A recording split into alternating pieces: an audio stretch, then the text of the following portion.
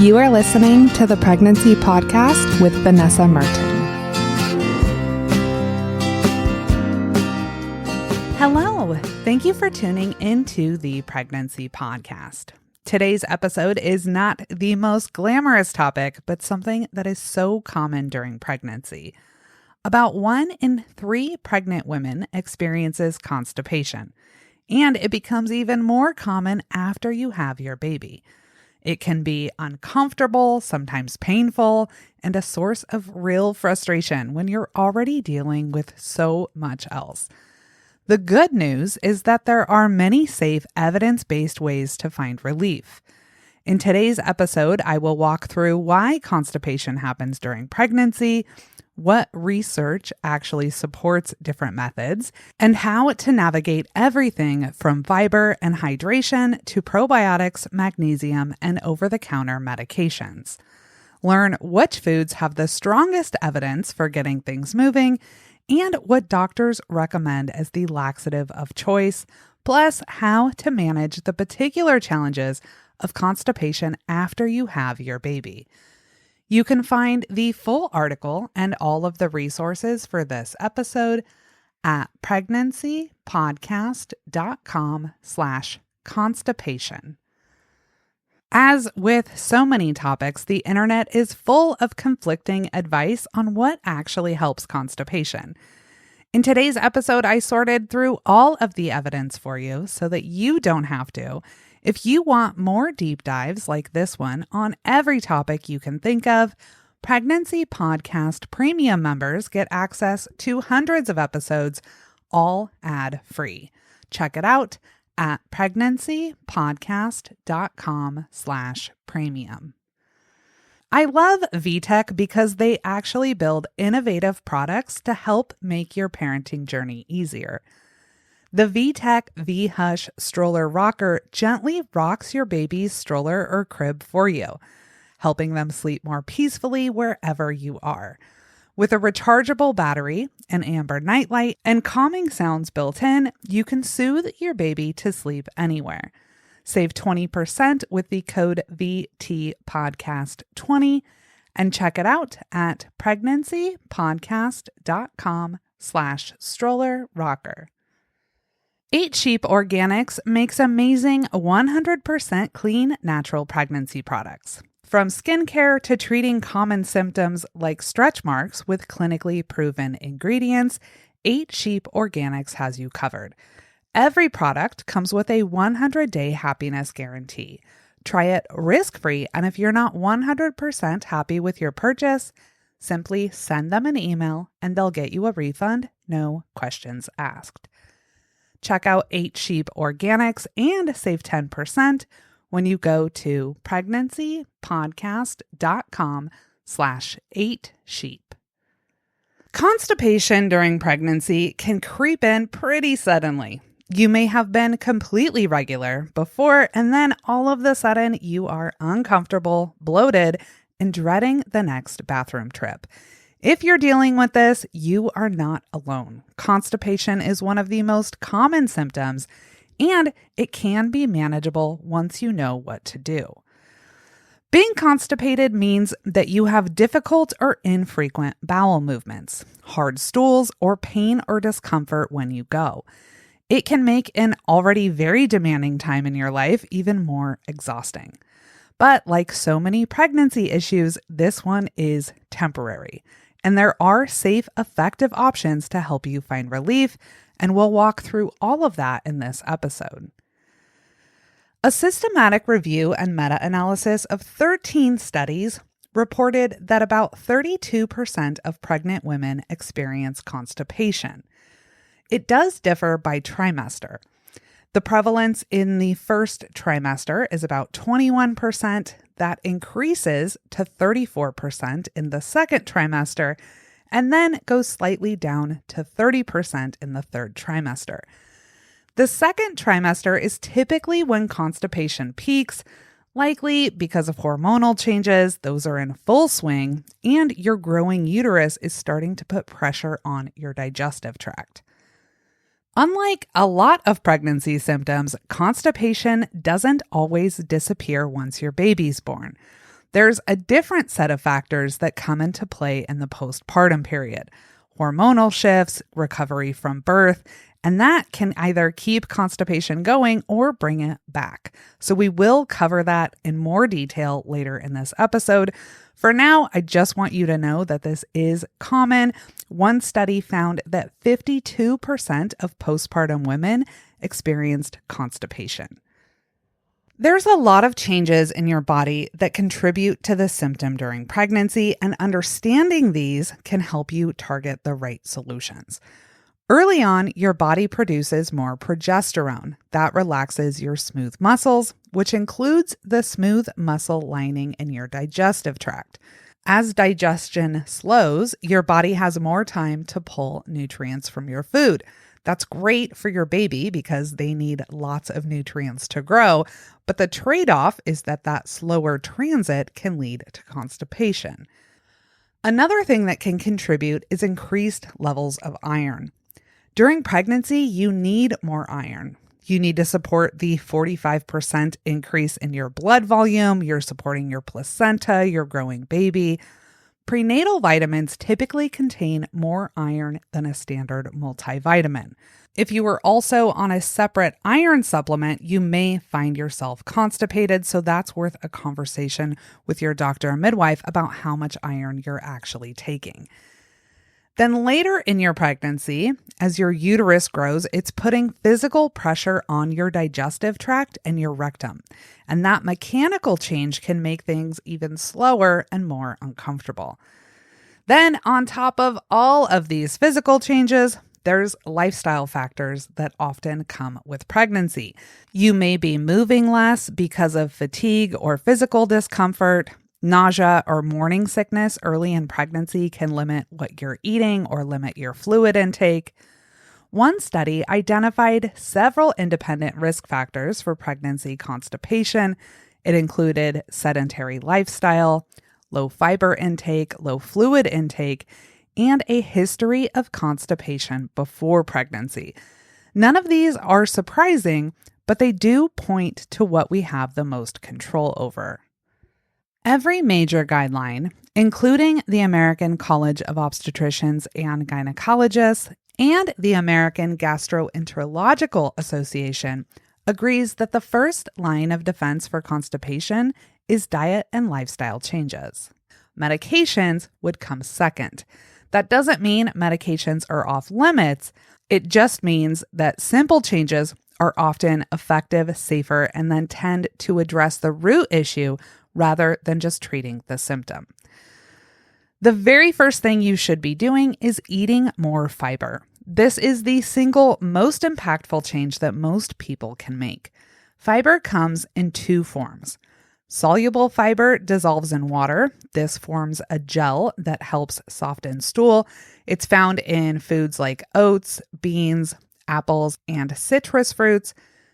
Then you have insoluble fiber. This does not dissolve, and it adds bulk to stool and then speeds things through your digestive tract. This is found in whole grains, nuts, seeds, and most vegetables. You need both, and most whole plant foods contain a mix of the two. ACOG recommends about 25 grams of fiber per day during pregnancy. Research shows that most pregnant women in the United States fall well short of those recommendations. The American Gastroenterological Association suggests aiming closer to 30 grams per day. Whatever target you land on, the goal is a steady increase, not a sudden one. Jumping from 10 grams to 30 grams overnight can cause gas and bloating. You want to increase gradually and pair any increase with more water. Your best sources of fiber are fresh fruits and vegetables. Ideally, you are eating them whole. Juice from fruits and veggies contains almost none of the fiber. Other fiber-rich foods include beans, lentils, nuts, seeds, and whole grains. Whole grains would be things like brown rice, barley, buckwheat, bulgur, millet, oatmeal, quinoa, rolled oats, whole grain corn, and whole grain rye. If you follow a vegetarian or plant-based diet, you are likely getting plenty of fiber. Among foods that are rich in fiber, a few have particularly strong evidence for relief for constipation. Prunes, which are just dried plums, are the most studied. A randomized clinical trial compared prunes to psyllium, which is a common fiber supplement, in adults with chronic constipation. Participants ate about 50 grams of prunes twice a day. That's roughly 10 to 12 prunes. Those that ate the prunes had significantly more bowel movements per week and softer stools than those that were taking psyllium. A systematic review confirmed that prunes appear superior to psyllium for improving stool frequency and consistency. These studies, of course, were not done specifically in pregnant women, but prunes are safe during pregnancy. They give you 3 things that are working together: fiber, sorbitol, which is a natural osmotic laxative, and polyphenols. Polyphenols are a naturally occurring plant compounds found in fruits, veggies, and teas. In your gut, polyphenols act as prebiotics. That means that they feed beneficial bacteria and support a healthy gut microbiome. They may also contribute to intestinal motility, which helps things move along. With prunes, you get all 3 of these mechanisms working together, which is likely why in these studies they're outperforming psyllium, even at equivalent fiber doses. If whole prunes are not appealing, prune juice is a reasonable alternative. Remember, though, with juice, you're not getting the same amount of fiber. So although you're not getting that fiber, you're still getting the sorbitol and the polyphenols. Juice is easier to tolerate if you're struggling with nausea, or you just think that whole prunes are too chewy or too sweet, or they're just not your thing. Between the two, whole prunes are the stronger choice, but juice could be a decent backup. Kiwi fruit is another option with solid evidence. Green kiwi fruit contains fiber. It also has an enzyme called actinidin that aids digestion and compounds that can help retain water in the stool.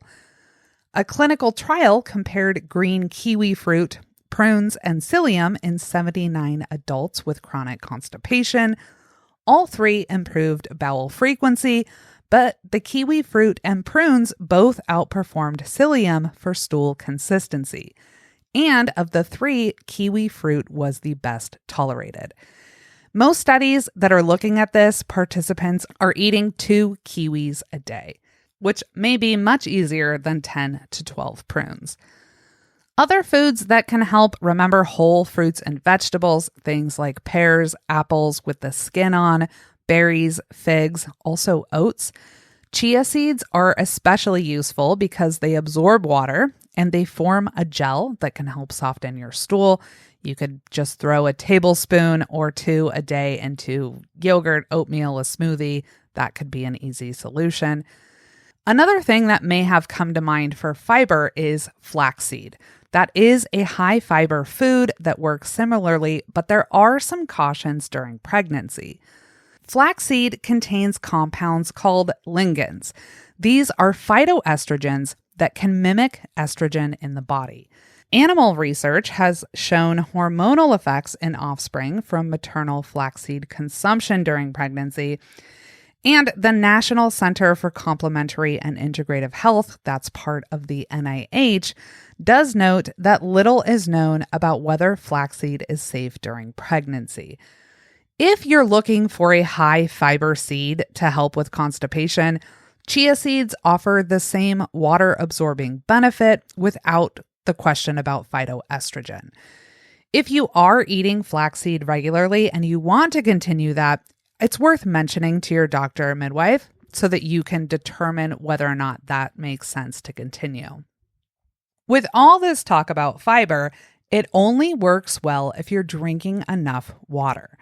That's because fiber draws water into your bowel. And without adequate fluid, a sudden increase in fiber can actually make constipation worse, which is the last thing that you want to do. ACOG recommends 64 to 96 ounces of water a day. That's about 2 to 3 liters. Your hydration needs increase during pregnancy because you're supporting your own health, but also your baby. Staying well hydrated also helps with a whole host of other pregnancy symptoms. Things like Braxton Hicks contractions, swelling, headaches, skin issues. This is something that I bring up a lot on the podcast. It is important to stay hydrated. A very simple way to determine whether or not you are hydrated is to just look at the color of your urine. This is documented in research as a reasonable marker of hydration status in pregnant women. You want to aim for a light yellow. Darker shades often suggest that you're not drinking enough water. A lot of things can affect this, the lighting in your bathroom, whether you're taking vitamins. There's some other variables that can affect the color. I don't want you to overthink this. You just want to go for a lighter shade. If your urine is looking darker, you likely need to drink more water. Another thing that helps your digestive system move is movement in your body. Exercise during pregnancy shortens the time it takes for food to pass through your digestive tract. This means that less water is getting pulled out of the stool, which can make it easier to pass. Plus, exercise has so many benefits. It reduces stress, improves sleep, supports healthy weight gain, lowers your risk of conditions like gestational diabetes and preeclampsia. Exercise is really one of the most effective interventions that we have for constipation and for a whole host of other issues. If you're not regularly working out, this may not sound the most appealing to you. You don't need intense workouts for this to make a difference. Walking is one of the best things you can do. A brisk 20 to 30 minute walk most days of the week is enough for you to feel a difference. So if you are not very active right now, start small and build from there. Some women find that eating smaller meals more often, rather than 3 larger meals a day, can help with constipation. Like a lot of the interventions we're talking about today, this can also help other symptoms like heartburn or nausea. The theory is that your digestive system, which is already slowed because of increased levels of progesterone, handles smaller volumes more efficiently. The evidence specifically for constipation relief from meal size is not strong. I really didn't find anything there to support it, but there's no downside to trying this. So instead of 3 meals a day, you may want to experiment with 5 or 6 smaller ones. Another thing you may consider is toilet positioning. Hear me out on this. This is a small, free, or very minimal cost, evidence-supported change that most people don't think about. When you sit on a standard Western toilet, your body is not in an ideal position for a bowel movement. That's because your puborectalis muscle that loops around the rectum stays partially contracted when you're seated. So if you prop your feet up on a small stool and raise your knees above your hips, it mimics a squatting position and relaxes that muscle. The result is easier, less strained bowel movements. If you don't have a small stool, you might consider buying a squatty potty. I know the name sounds silly. This is the best known product for this. It's a small stool that just fits around the base of your toilet. It's cheap, it's risk-free, and it will be useful long after pregnancy. Next, let's talk probiotics. There is evidence that probiotics and gut health can positively affect bowel function in people with constipation. A study found that the probiotic strain Bifidobacterium lactis significantly reduced gut transit time and increased stool frequency with no serious side effects. Research specific to pregnancy is also promising. A triple-blind, randomized controlled trial gave pregnant women with constipation either regular yogurt or yogurt enriched with Lactobacillus acidophilus and Bifidobacterium lactis. Those are 2 different strains of probiotics, and then compared these to a control group. The participants that ate yogurt consumed it 3 times a day from weeks 24 to 28. Symptoms improved significantly in both groups that were eating yogurt, which suggests that yogurt in general can help with constipation during pregnancy, even if it's not enriched with specific probiotics. Another study found that probiotic supplementation, primarily with lactobacillus strains, significantly reduced nausea, vomiting, and constipation, and improved the quality of life for pregnant women. You can get probiotics from food or supplements. Probiotic-rich foods include yogurt. Of course, we talked about the research on that.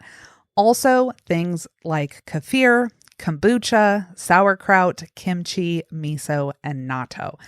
If you prefer a supplement, the strains with the strongest evidence for constipation are Bifidobacterium lactis and species of lactobacillus, particularly Lactobacillus acidophilus.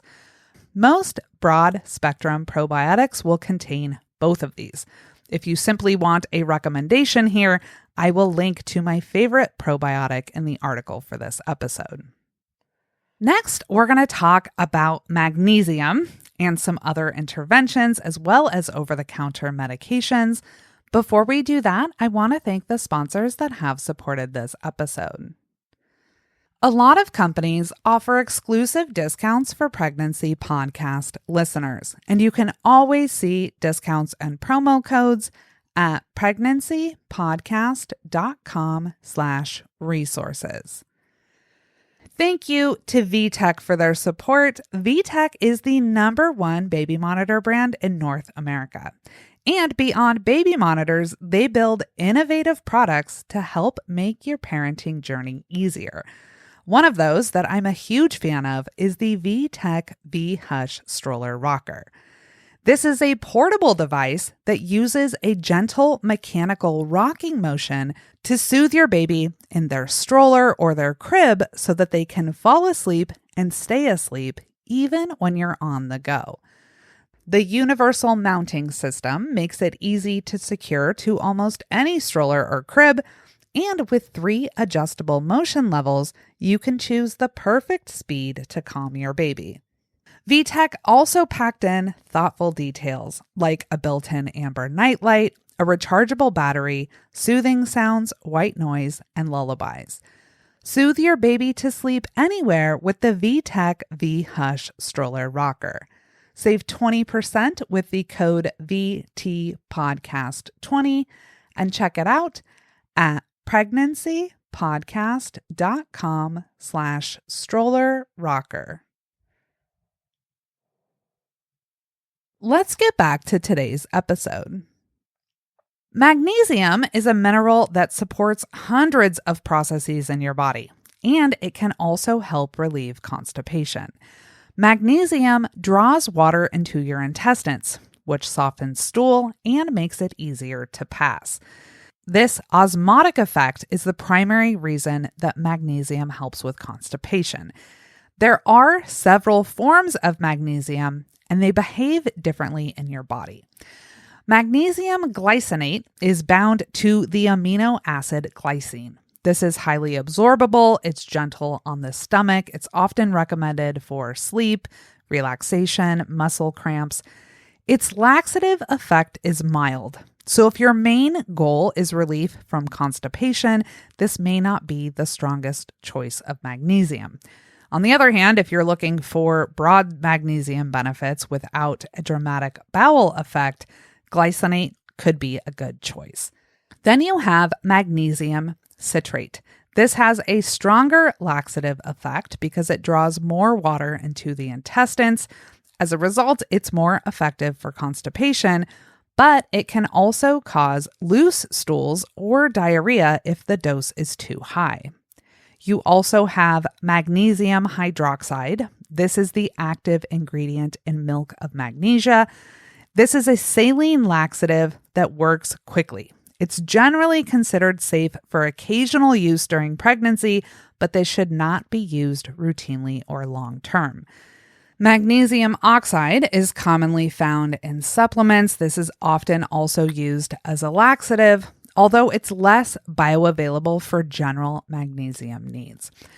Most prenatal vitamins contain little to no magnesium, but anytime before you reach for a supplement, consider your diet. Foods that are rich in magnesium include pumpkin seeds, almonds, cashews, spinach, black beans, edamame, dark chocolate, avocado, and whole grains like brown rice and oatmeal. Many of these are also good sources of fiber, which means they're going to do double duty for constipation relief. If you would like to take a magnesium supplement, this is something that could be an option. Please discuss the specific form and the dose with your doctor or midwife. Next, let's talk iron. If constipation started shortly after you began taking a prenatal vitamin or a separate iron supplement, then that could be the culprit. Iron is well known for causing constipation, and the form of iron makes a big difference. Ferrous sulfate is most commonly seen. That is a cheaper form that's often used in supplements and some prenatal vitamins.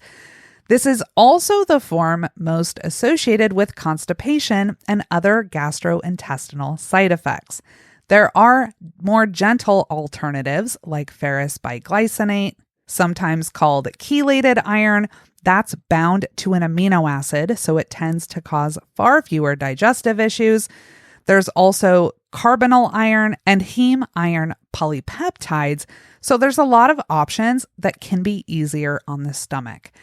If your prenatal vitamin contains ferrous sulfate and you're struggling with constipation, you may want to consider switching to a prenatal vitamin with a more gentle form, or taking a separate iron supplement with a more absorbable form of it. Most higher quality prenatal vitamins typically will use a better form of iron to begin with. This is a topic that I have spent a lot of time researching. Of course, the Zoller Prenatal Plus DHA, which is my favorite, uses a form of iron that will not contribute to constipation. As with any vitamin, nutrient, your primary source of iron should be your diet. And foods rich in iron include lean red meat, poultry, fish, beans, lentils, tofu, spinach, iron-fortified cereals, and dried fruits like apricots. Bonus tip, if you pair iron-rich foods with vitamin C, like citrus fruits or tomatoes, that actually helps your body absorb more iron. If you can meet your iron needs through your food, then you may be able to reduce your reliance on a separate supplement if that is contributing to constipation. Now that we have covered all of the different diet and lifestyle changes that you can experiment with, if you're still struggling, an over-the-counter laxative could be a next step. As always, please talk to your doctor or midwife before taking any medication, even if it's something available over the counter. The safety of laxatives in pregnancy is generally inferred from how much of it your body absorbs. If a medication stays in your digestive tract and it's not systemically absorbed, then very little of it will reach your baby. As a result, most laxatives are considered low risk. And the available research, everything that I sifted through for this episode, has not linked their short-term use to any increased risk with your baby. A Cochrane review on constipation in pregnancy included 2 different trials with a total of 180 women. They found that fiber supplementation was effective and that stimulant laxatives worked better than bulk-forming laxatives, but that they also caused more side effects. This sample size was relatively small. As we see so often, there is frequently a real gap in pregnancy-specific research. There are some newer studies that help fill in those gaps a little bit. A randomized controlled trial that was done in 2024 compared polyethylene glycol, also known as PEG. This is the active ingredient in Miralax. So they compared that to lactulose in 360 pregnant women with chronic constipation. Both worked well for improving bowel movement frequency, but PEG had significantly fewer side effects, including less diarrhea and fewer loose stools. This aligns with what ACOG recommends. ACOG's clinical guidance specifically names polyethylene glycol, which is the active ingredient in Miralax, as the laxative of choice during pregnancy. With that context, let's walk through each category of over-the-counter laxatives so that you know what all your options are. First, you have bulk-forming laxatives. These absorb water in the intestine and then expand, so they add bulk to stool to help it move through. These are generally considered very safe in pregnancy. That's because they are not absorbed systemically. Common brand names include Metamucil, Fibercon, Citracel, and Benefiber.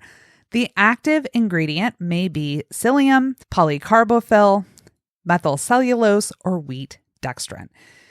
If you take a bulk-forming laxative, it is critical that you drink plenty of water with these products, or they will make constipation worse. Common side effects include bloating, gas, cramping, especially when you first start. So it's generally recommended to start with the lowest recommended dose and then gradually increase. Next, you have osmotic laxatives. These draw water into the colon to soften stool and make it easier to pass. This category includes polyethylene glycol. Remember, that's in Miralax, lactulose, and magnesium hydroxide, which is the active ingredient in milk of magnesia. Based on the newer research and ACOG's guidance, polyethylene glycol is the strongest evidence-based choice in this category during pregnancy. That's because it is minimally absorbed, it's generally well tolerated, and it's effective. Like other osmotic laxatives, it works by pulling water into the intestines, so you do need to drink plenty of water with it. Possible side effects include bloating, cramping, or nausea, and overuse of this can lead to loose stools.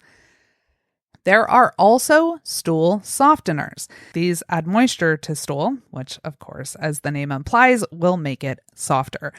The most common brand names are Colus and Surfac. The active ingredient is typically docusate sodium or docusate calcium. These come in pill form and are minimally absorbed. Stool softeners are generally considered safe during pregnancy.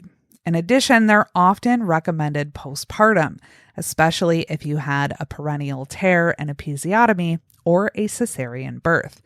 Many hospitals routinely provide these after women have a baby. Possible side effects include stomach pains, diarrhea, or cramping. Lastly, you have stimulant laxatives. These work by triggering contractions in the bowel to move stool through more quickly. Common brand names include Dulcolax and Senecot. These are effective, but they can cause more side effects than other laxatives, including cramping, diarrhea, and electrolyte imbalance. ACOG cautions that stimulants should be used with care during pregnancy and only short term. Overuse can actually cause your bowel to rely on them for normal function. So as a result, these are best reserved for when nothing else has worked and then only used for the shortest time possible. Again, please run any over-the-counter medication by your doctor or midwife before you take it.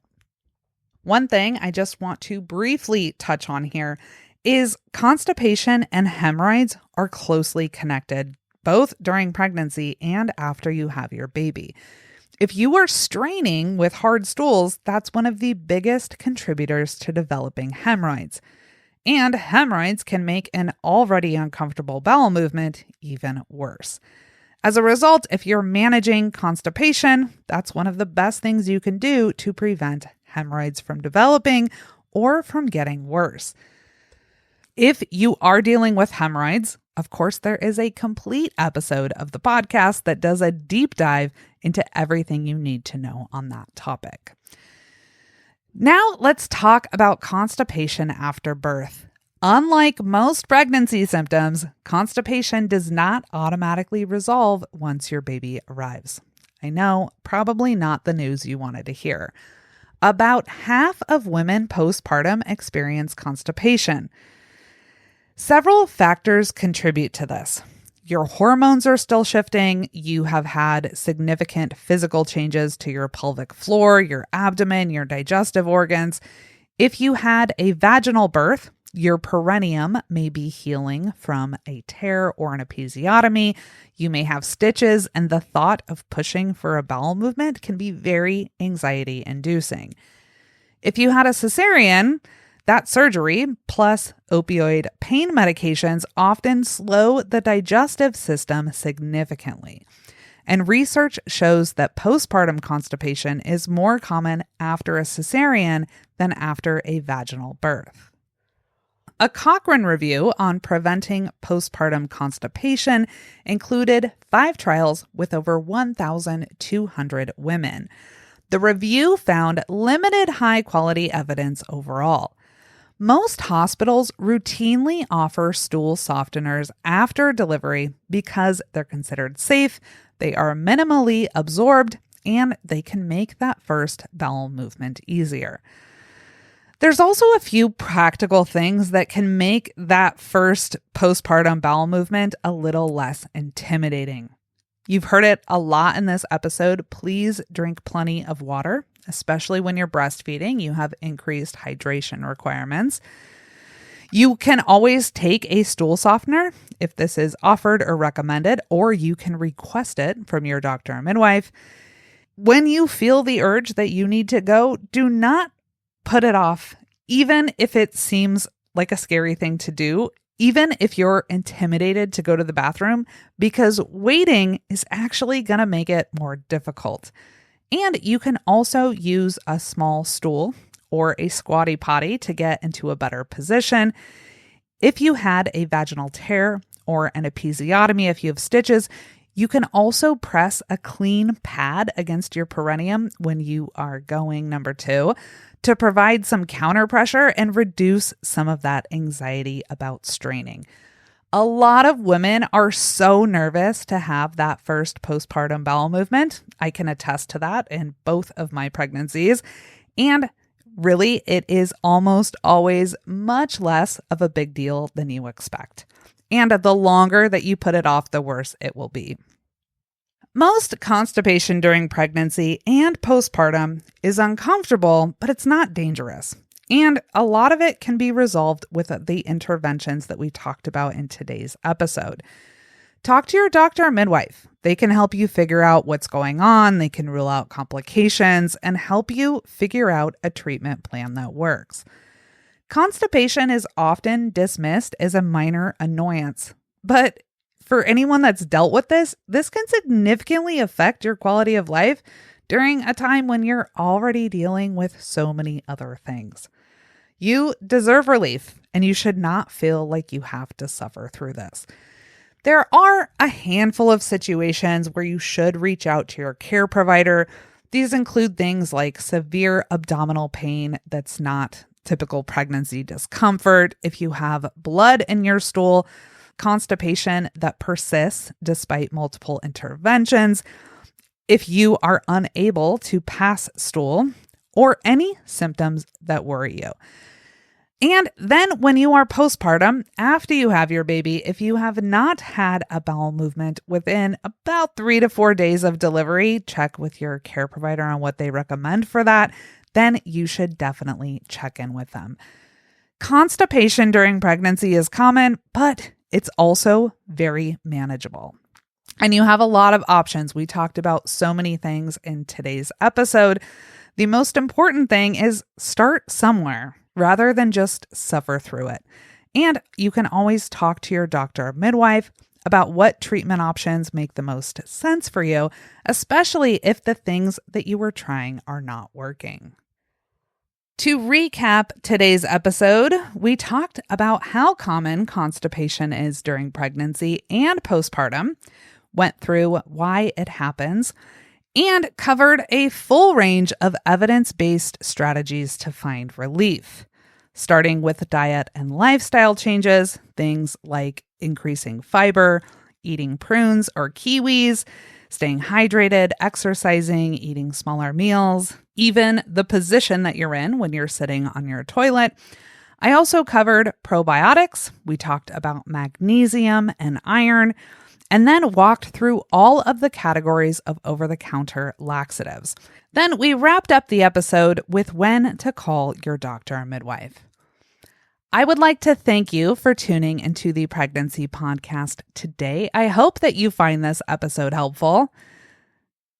If you have a friend that's pregnant, please share the podcast. So many listeners discover this podcast through recommendations, and I appreciate you sharing it.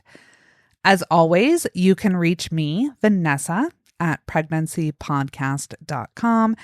You can read the full article and see all of the resources that accompany this episode at pregnancypodcast.com/constipation. Constipation is just one of those topics where the internet gives you a lot of conflicting advice.